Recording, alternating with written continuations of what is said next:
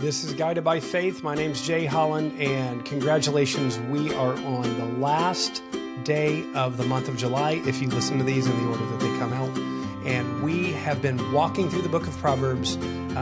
There's 31 chapters in the book of Proverbs. There's 31 days in the longest month of the year, July. Actually, there's a few that have 31 days. And so a great Bible reading habit, like I said at the beginning of the month, is to pick whatever book of Proverbs aligns with that day of the month. So like today is July 31st, read Proverbs 31. And what I've been showing you is that each of these days that we've been going through, you don't even have to read the whole chapter. I would encourage you to read the whole chapter, but even more than reading the whole chapter, I want to encourage you to meditate on God's Word. I want to encourage you to be the kind of person that really thinks about and prays about what they're reading and how it applies to you. So better than you reading a whole chapter would be for you to read a small passage and really apply it to your life.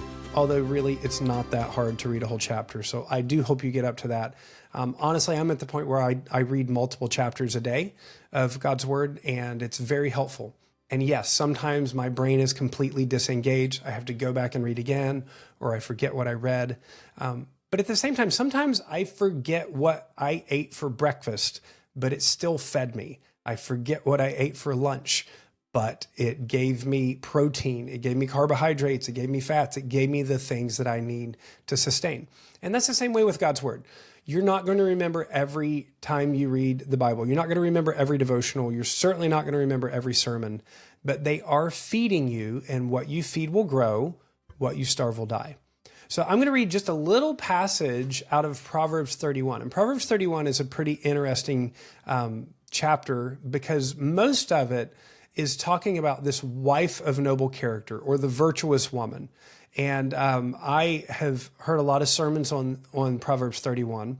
And yes, in some ways it's like idealizing the model wife. It could be really demoralizing if you're a woman reading through all of the things this woman does and thinking there's no way I could compete. But they're all good things. They're all biblical, godly things. In the middle of it, Proverbs 31, verse 25 and 26 talks about this woman and says, "Strength and dignity are her clothing, and she laughs at the time to come. She opens her mouth with wisdom, and the teaching of kindness is on her tongue." So her clothing is strength and dignity. Now, I'm pretty sure she's actually wearing something else. But what's really remarkable, when we live in a culture and society that objectifies women, that defines women by their job, by what they look like, by what they're wearing. And girls that are listening, I know that you feel this. There's this constant competition to keep up, to look the part, and they keep changing the part. Even over the course of my lifetime, what's considered the ideal female body has gone through radical shifts, so that what was ideal when I was young would be not that now. And guess what? It's going to change again.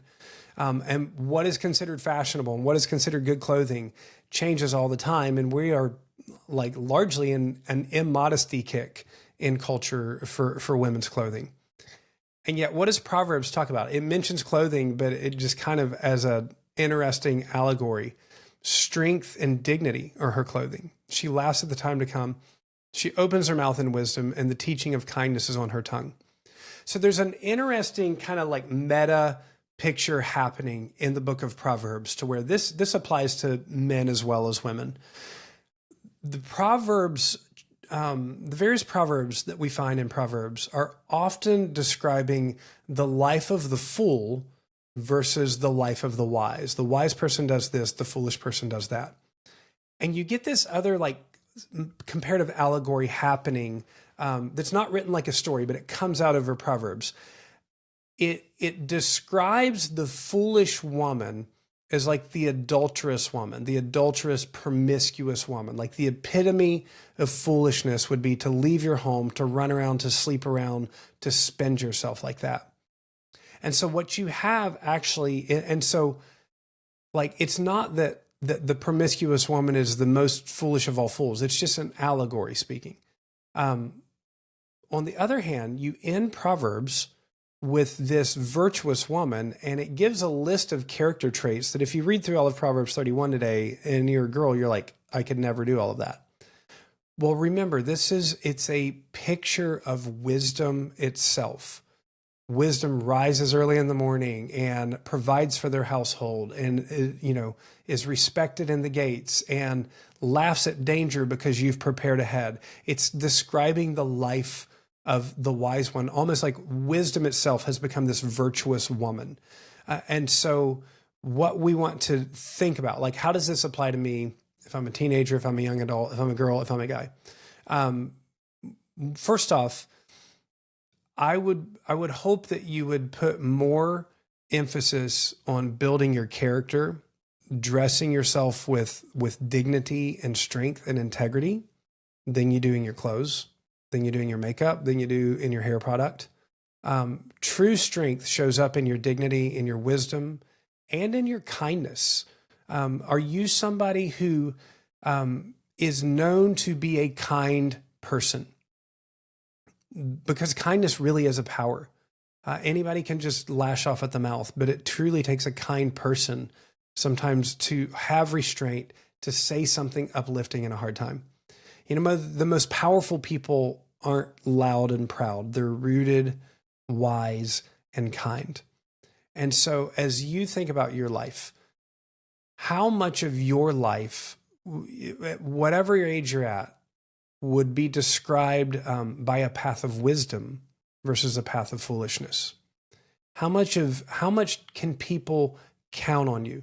If you say something, you're going to follow through on it. If you show up, you're a blessing at the place that you show up.